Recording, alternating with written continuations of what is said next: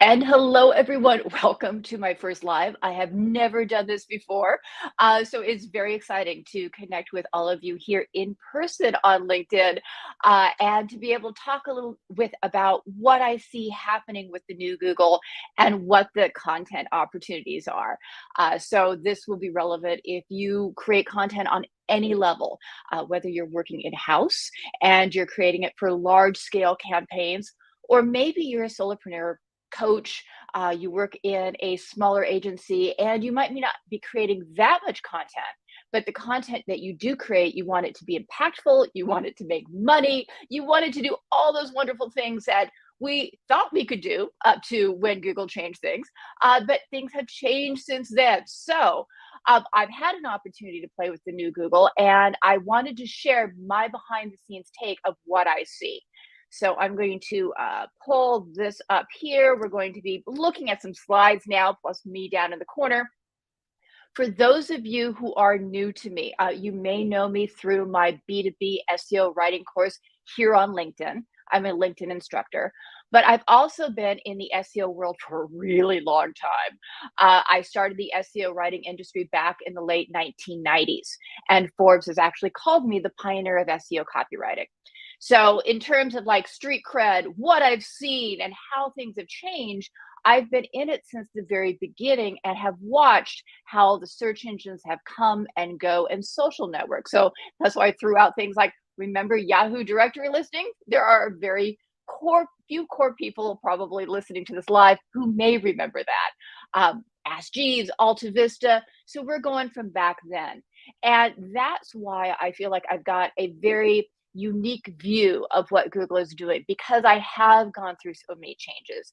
And I've seen that sometimes changes are really suck, but sometimes we can find opportunities. And I can't say that I really dig the new Google Search Generative Experience, but it's what we have to play with for now. So if you want to dig in more to this at the end of the presentation, I'll be giving you a coupon code for my SEO copywriting certification training, which is where I have these kinds of conversations and prepare the students of what to do next and how to strategize. But you can always find my course too here on LinkedIn for B2B SEO writing. So let's talk about the big SEO writing elephant in the room right now, because there are probably some folks on this call who have been reading a lot of things about what the new Google means to them, what it can mean in terms of how they write content.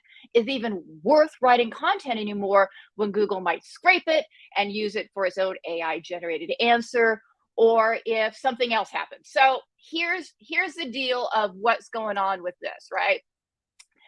And what I'm finding, I'm looking at comments. This is the first time I've seen comments and people are excited, and somebody's even local to me. Thank you. Thank you. This is so cool. So the big SEO writing elephant is that SEO writing is not dead, right? And I've heard this time and time and time again. Every freaking 3 years or so, people are thinking it's dead, it's over, and that suddenly things have changed. And it's not dead or dying. It's just going to be different. The opportunities are always different.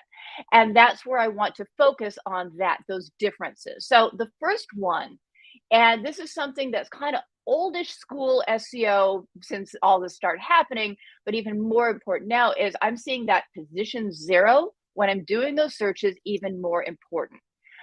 Because what's happening with the AI generated answer, and I can't get a good screenshot of this because it's happening fast and slow at the same time, right? But as the AI generated answer comes, it takes a while. At one point I had timed it to 2.5 seconds. When I was on the line talking to my certification students last week, we were watching it happen in real time, where we would do a search, we would see this position 0 featured snippet pop up, and it would be like 1, 2, and then the AI generated answer would come through. And, that is annoying. So where I'm curious of how this goes, especially if this kind of is what it is with Google's answers, and they might not be the highest quality, is that this will turn out to be, remember banners way back in the early days of the web? If we're on the line live, I have no idea how many people are listening. Give me a thumbs up or whatever, of like, yes, I remember banners. And they would flash and they would move across the screen and they would do all sorts of things that at first seemed really cool. And then people started tuning them out because they were like, yeah, whatever, we don't see these anymore. So that's kind of what I'm seeing here for position 0, is that this is something that people will see during that AI generated response time, which may or may not get faster, probably will, but you're still going to be seeing that up front and center. So that helps if you want that, because that response is slow. And so here's your position 0. It's a bigger screenshot of it. And also those people also ask. Again, sort of older school SEO writing techniques that will be more important today because of what we're seeing with the new Google. So consider what featured snippets that you may want to own. So whether you are working for a large company, small, whatever, look at where you're getting traffic now. Are you getting any of those featured snippets? Protect them, definitely, if you're getting traffic, and see if there's others that you'll be able to grow throughout your SEO writing campaign and get this done now before anything launches with the new Google, which they're saying December. We don't know. I mean, who knows? But that and that's just good practices for you now anyway, right? Because this is kind of Google proofing you.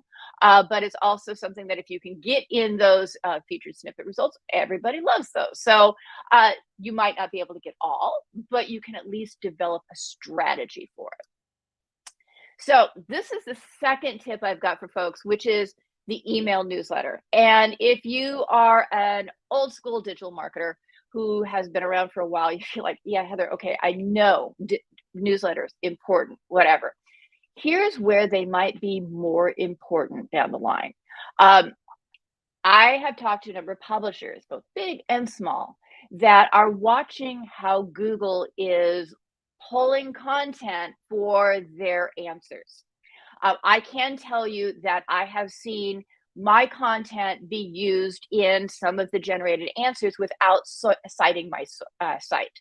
And I know this because after all the years I've been writing, I have a very particular turn of phrase about certain things that I would call a Heatherism, right? That I know that I've created, but other people might not, but that would be unique for me. So when I see that in an AI generated response, I think that's mine.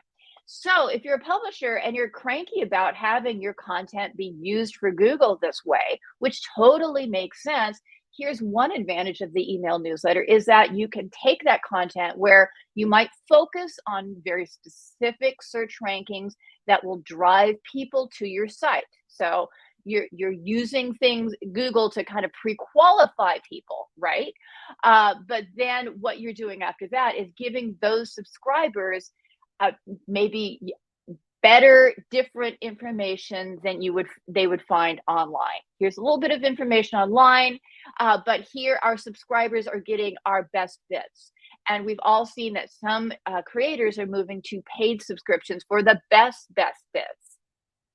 So how you decide to do this would be up to you and up to your business model. But in terms of my business and how I'm thinking of things and how I'm structuring my content for the next 6, 12, 18, 24 months, is I'm thinking about once upon a time I would say give it all away because it'll come back. People will need to see it. They'll want to meet you, get more information from your site. So that comes in handy. Now I'm saying, maybe give 75% away, but save some of those meaty bits for those newsletter subscribers, because once you have them, they're on your list. Then you can talk to them, market to them, communicate with them, do whatever you want. But then those are your super fans that you can work with, which are even more important.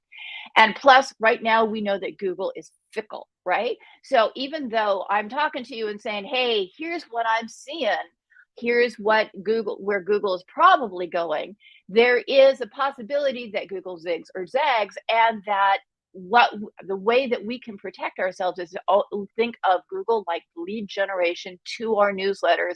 So we're always able to reach the people that want to learn more about us. Now, certainly when it comes to newsletter content, and this is where it can get sticky for companies where they may already have some challenges coming up with the process. And they are already feeling very time crunched because maybe they've had to go through layoffs, or they're doing more with less for whatever reason. Or maybe there are some companies out there that are like, this is my time. I'm going for it. And I want to get the content out there to all the people that I can. You can repurpose newsletter content and turn it into blog posts, videos, social posts, podcast episodes, anything that makes sense. So the content that you do create is actually working harder for you. And that's one of the things that I might do in an upcoming live, is like looking at different ways you can slice and dice that content, so that content that you write once is something that can feed a lot of people to you from different platforms, not just the one in the newsletter. And for things like newsletters, it can be really cool that you provide maybe those big meaty bits, maybe not the meatiest, but medium than what you would get out of Google, and then start taking some of those quotes and other things to be able to use them in social networks. So we have some questions here about, do we need to protect our content from AI generators? Like, you hear about publishers are saying, we don't want Google taking our content using this. But that's the thing, is that if you decide that you want to go dark on Google, then you lose Google as a marketing channel, right? So where I would look at it is that consider what content that you want to have out there in Google, knowing that it may be used for AI generated answers. And if that is okay, cool, we're good. If you want to save some types of content for a white paper, case study, something that is maybe behind a firewall, able to get subscribers there, that's a different story. So this is going to be a different conversation for all the different companies out there, because it can depend. And if you are already reliant on Google traffic and you're getting a lot of business that way, to be able to say, yeah, we're washing our hands of Google and no longer feeding the Google machine, that might hurt you in a different way. So yeah, let's think of, like we have here, use Google like a lead generation tool to our email. Just, yeah, that's cool. It's a way to kind of get people to you. And what I'm seeing here from newsletter content creators, I believe this is from Jay Krause, might have been someone else that I'm following, but I love how they are starting to cross promote each other within their newsletters. And this is a powerful thing that you can do too. This goes down a different kind of newsletter hole, where talking about how to maximize content again. But if you have a list of 10,000 people, and someone who is similar but different to you has a list of 10,000 people that where you can cross promote, why not? Because it helps, again, feed motivated people into both lists, and you're pulling a little bit of reliance off of Google, right? So I love Google. I've worked with Google for 24 years. Google has been my livelihood for all of that time. At the same time, I'm fully aware that there's other ways to make money and build an audience and do other things, and this is the time. And that finally, focus on your PBO, personal branding optimization. This is a brand new term that I'm coined, because again, I'm seeing where Google is going, where Google has talked about in the quality rater guidelines. They want that experience. They want expertise. They don't want someone who says, well, I think I like this mattress. They sent it to me for free, but I never really laid on it or did anything with it. I'm just reviewing it. They're looking for people that are in the trenches, that are talking about different things, and they want to surface those viewpoints out into the search results. So this is something that's called the perspectives filter. Google has been talking about it, but it, let's see, that came out on the 12th, now the 15th. So this is something that is live that you may be seeing in your search results now, where Google is pulling results from people, where you do a search and say, okay, this is so-and-so from Reddit, or here's a blog post that's talking a little bit from it, or a Q&A forum. So Google is going deep, man, on these questions. And so as an aside, people still get hung up on word count, like constantly hung up on word count. And they insist, well, the only way that Google is going to ever position me is if I write 1,000 words about this particular key phrase. And what this is showing is that that's not how Google is looking at it. It just wants to have the best answer to the query. And that best answer to the query may be in a place like Reddit. And I don't know about you, but when I am looking for information, there's times that I will search something like, best email software Reddit, because I'm curious about those people's perspectives, the people that post on that particular thing. I bet that Google has been watching that too, and that's why they're looking for those kind of perspectives to bubble up to the top. So here's what this means in terms of personal branding optimization, because we think a lot about branding our sites, right? We've been taught that if you have a website, you must optimize your website, and that optimization makes it good for readers, good for Google, and easy for Google to find when there's a query that matches something on your site. When we're talking about things like personal branding optimization, this is my thing of like, where you want to do is look at, where is your target market hanging out? Where can you, as a person, as an individual, sharing your expertise and your experience and your authority, post to where if Google is looking for information on X, Y, and Z, that they can pull that, right? So you might look at it. Are there discussion groups on LinkedIn, on Quora, on Reddit, looking at if you have a podcast, rather than just having your podcast recording, can you have a transcript that's on your site? That way Google can pull little bits from your podcast as well. So it's, where is your target audience hanging out? So you want to focus your efforts for those markets. You don't have to be everywhere, just where they are. And then that helps with the personal branding optimization, that if Google is looking for opinions, expertise on keto diets, for example, then perhaps your perspective bubbles up to the surface, which is really cool. And for those of you who might follow my stuff on LinkedIn, I talk a lot about slow branding, right? Especially if you are a mid-career professional, you've been around for a while, you're tired of like, I have to be everywhere in order to market yourself, and you're looking for what will give you the most biggest impact for your time, for your dollars, and will reach the max amount of people for the minimum amount of stress. So that is where you can sort of tie those two things together. I'll be writing a book about that. I just won a grant, yay, about slow branding and how this ties into personal branding optimization and search in general. So please stay tuned for that. We have a comment here. I like Reddit because, let me see if I can do this. Oh, look at that. I've never done that before. That's so cool. I like Reddit because you can see the buzz and conversation. I think we thrive in conversation, and informative one-way content is great at times, but conversations are becoming so few and far between. And that's so, so true. And that's why we are searching for those kinds of communities. Like if I were in, say, the RV world, there are so many communities just dedicated to people who want to fix them, who have old ones that they're trying to make new, who have new ones that they're trying to figure out how to trick out and make better. And if I was working in that industry as a consultant, as a vendor, as anyone, then the first thing I'd be doing is I would be figuring out, okay, what do I want to talk about? Where are these communities, and how can I add value and post? These are things, again, old school, we've done before, but they have a different importance in today's weird Google world, right?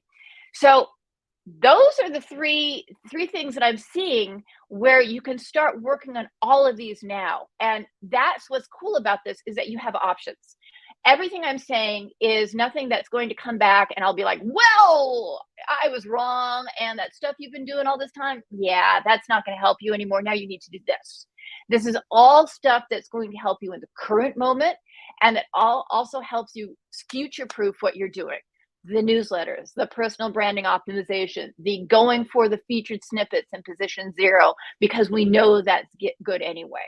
So could things still change? Yeah, sure. I could be coming back and talking about another opportunity tomorrow for all we know. Uh, and will things be different moving forward? Yes. It seems like no matter what, Google is like, they want this AI generated these answers to come forward.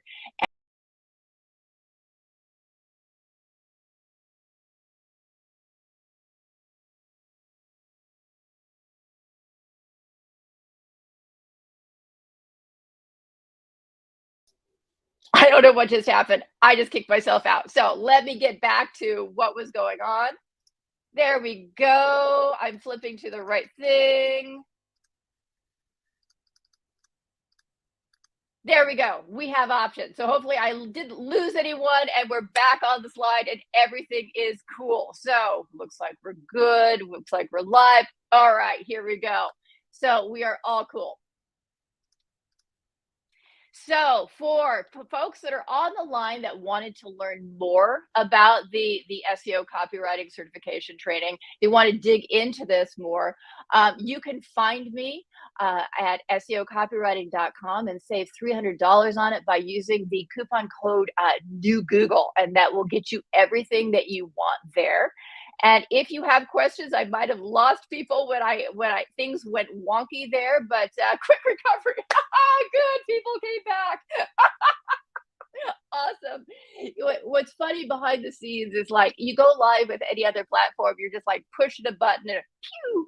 With LinkedIn, it's a little different. You learn new software along the way, and I talk a lot with my hands, if you've noticed. So you hit a wrong button and suddenly everything clears out.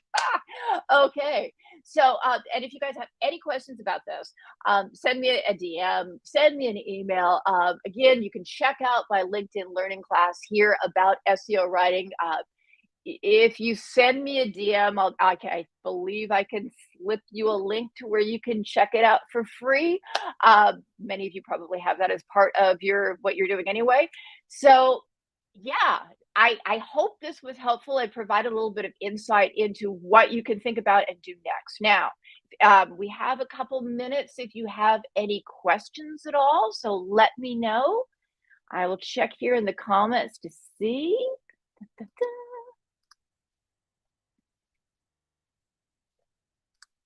Look at that, I can do that. That's so fun. And I can do that. I'm just having a good old time with the software. All right. I think we are good to go. If there's no other questions, then I can close out today's live. For the folks that were hanging out with me and dealt with glitches and everything else, thank you. It's so cool to hang out with you here today and talk about this. And again, questions, comments, thoughts, anything, let me know. I am just like a DM or a connection or whatever here away on LinkedIn. So, we have a question here. Most of my communities hang out in private Facebook groups. I guess that's off limits for Google. Yeah. We have, oh, I love it. So the questions are coming a little forward, but we have them. Sweet. If anything is locked down where Google is not able to index it, then that's going to be the case. Now, I know with some LinkedIn groups that there is the option to be able to make those discoverable by Google. So if you are a group owner, that is an option to definitely pay attention to. If you wanted to, hint, hint, start a Facebook group, hint, hint, and use that as and make sure that Google would be able to get to that content. That's another thing that you can consider. And if you were to do that and that you have a LinkedIn group that are full of subject matter experts talking about whatever your thing is that you talk about, that would be good for your community. It would be good to be discovered in Google, and it'd also be good for you because you're establishing that expertise. We have other question. Let's see. Is there anything that is an industry standard that may not apply moving into the new Google? It depends what you mean by industry standard, right? Like some people still consider keyword density an industry standard, which makes me laugh every single time I read it, even if John Mueller and others have said like, no. So where I would be looking at is those hard and fast rules that you must have X number of words on your page. You must have X number of keywords. You must have X number of links. Those types of rules have never particularly been relevant. I mean, way back in the day when I was talking about like Alta Vista and stuff, but in today's world, not so much. So if you're seeing those I don't believe would ever carry forward, not that they ever should have in the first place. Where that disconnect will come in is often if you've got freelancers here will understand, or if you're working in house, that you have someone who's dictating that. Like these must be 1,000-word blog posts because Google. And that's where some education, hopefully, that you can do that, or that bring in somebody that can help, or look at trade articles that will help loosen those restrictions so you're able to produce the content that you want to produce without worrying about this crap that is not real in Google world.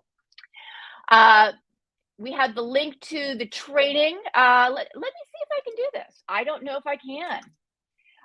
If you're interested in the SEO copywriting certification training, you get to watch me type. Let's see if I can. Okay. SEOcontentinstitute.com. Hopefully that will come through. And if not, let me try this.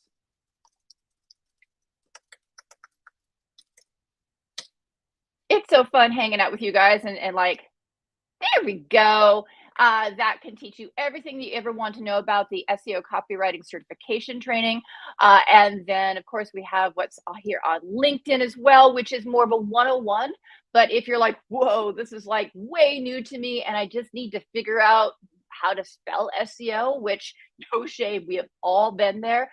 Totally take that training first. Get your feet wet, figure out what stuff is, and then you can dive into stuff that's bigger. Let's see. How do you best decipher through old SEO content and current? Oof, that one's rough, right? Because sure, I'll say it. There are people out there that are experts that are saying stuff that's not real, right? But they have a great brand, so you pay attention to that because, like, ooh, they have a great brand. They must be know what they're talking about. And that's hard. I don't like to push my training in that way, but those kinds of training where you can get in and talk to a bunch of people that are experts working in the field that can tell you what's real and what's not. Those kinds of trainings, mastermind types of groups can be really valuable because it's people talking and not just stuff that's been regurgitated throughout the years and that somebody decides that they just want to keep writing about because it's popular and it's hip and it's trendy. So with the certification training, again, not want to push it, but what I like to do is talk about here's what's old, here's what's new, here's what we can carry through. My blog, I do that a little bit as well on SEOcopywriting.com. And the trades, if you want to get into that geeky stuff and keep up with what's going on, Search Engine Roundtable, Search Engine Journal, those folks do a really good job of talking about what's new. And will often say like, yeah, and this been said before that this isn't relevant, and link to older articles. So then if you're like educating someone internally, right, then you'll be able to say, here's an article that says this isn't true, and it links to John Mueller talking about it with a video. So it can help you have the best of both worlds. And yes, everyone's an expert on the internet. Oh my goodness, yes. Oh yeah, I've talked to people like, I've been in SEO for 2 years and I'm an expert. Like, no. You didn't go through Panda, you didn't go through Penguin, you didn't go through any of these. But still, there are really smart people who are really good at their like technical SEO or their areas of expertise. And the best experts are the ones that kind of get everyone's perspectives on helping them figure out what's happening next, because only very few people know exactly what's going on, and those are the folks that work for Google. And the rest of us, no matter how good, how smart, how whatever, we're making educated guesses based on what we're seeing in the wild and what we know as past history from Google and other engines. And yes, nerdy sources forever. Yes, if you're a nerd, SEO writing is like the perfect place for you because this is where nerds thrive. Is you have that creative that you can do. You can write, you can create content that people love, but there's also that nerdy bit of like, what? How can I make this the best it can be and strategize it to where it converts really well, but it still gets a good Google ranking. So all good stuff.